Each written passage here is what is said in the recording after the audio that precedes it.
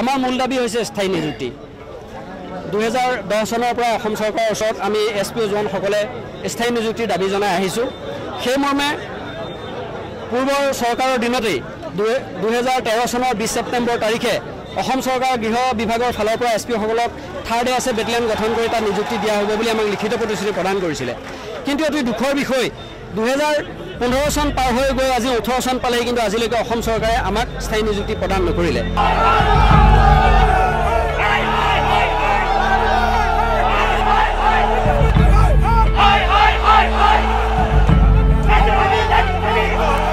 যোৱা 23 এপ্ৰিল তাৰিখে আমি শৰাইঘাটৰ নতুন দলঙত সমূহীয়া আত্মজাহাৰ কাৰ্যসূচী গ্ৰহণ কৰিছিলোঁ কিন্তু সেই সময়ত সেই কাৰ্যসূচীৰ মাজতে আমাৰ কামৰূপৰ অতিৰিক্ত উপায়ুক্ত শ্ৰীযুত পুলক মহন্ত ডাঙৰীয়া আমাৰ মাজত উপস্থিত হৈ তেখেতে প্ৰতিশ্ৰুতি দিছিল যে মুখ্যমন্ত্ৰী মহোদয়ৰ সৈতে আমাৰ এছপিঅ'সকলক পোনপটীয়া আলোচনাত মিলিত কৰাই দিব 5 মে'ৰ ভিতৰত কিন্তু অতি দুখৰ বিষয় আজি 5 মে' উকলি গ'ল আজি 5 মাহ পাৰ হৈ গ'ল মুখ্যমন্ত্ৰী মহোদয়ক আজিলৈকে আমি সাক্ষাৎকাৰ নাপালোঁ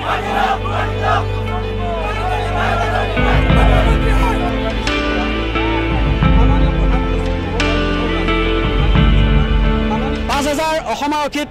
নিযুক্তি দিব বুলি মুখ্যমন্ত্ৰী মহোদয়ে ঘোষণা কৰিছে আমাৰ প্ৰায় 1100 এছপিঅ' জোৱান আছে 1100 এছপিঅ' জোৱানক 5,000 ভিতৰত নিযুক্তি দিয়া চাবলৈ গ'লে অসুবিধা ক'তো নাই কিন্তু কি কাৰণত এছপিঅ'সকলকে নিযুক্তিৰ পৰা বঞ্চিত কৰি মাত্ৰ 2% হে দিছে অৰ্থাৎ 80জন এছপিঅ' জোৱানক অসম পুলিচত নিযুক্তি দিব গতিকে প্ৰায় 1100 জোৱানৰ ভিতৰত যদি 80জনকহে নিযুক্তি দিয়ে তেতিয়াহ'লে বাকীসকলক কি কৰিব চৰকাৰে